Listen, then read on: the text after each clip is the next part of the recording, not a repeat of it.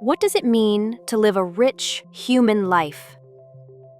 Amid the rapid advancement of the bioeconomy, we need to ensure that its developments are safe, accepted, in alignment with local cultures, and also fair. We need to do so to ensure that the science and technology that is developed there actually ends up enriching people's lives. This is true in general, but especially as part of a research center working with genetic modification and medical, as well as broad technological applications. We need to proactively consider the ethical, legal, and social issues of these technologies and open up about it to the public.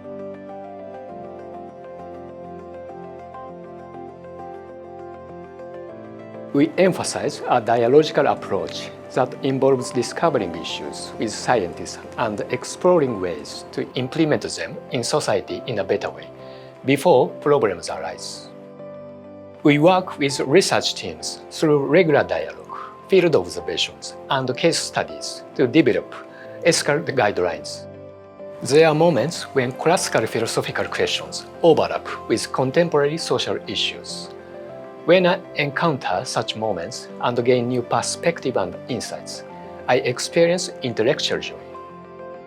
We aim to be a place of open inquiry where philosophical questions and practical issues intersect, and our students cultivate their own opinions through practical dialogue with researchers from different fields. One of our strengths lies in our network of scholars specializing in humanities, social sciences, and law, and with this, we serve as a forum for dialogue to identify better options from the design stage of technology.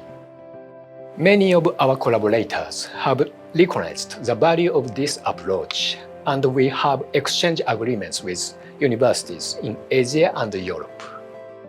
Let's look at science and technology, not just as progress, but as something connected to the question of how to live.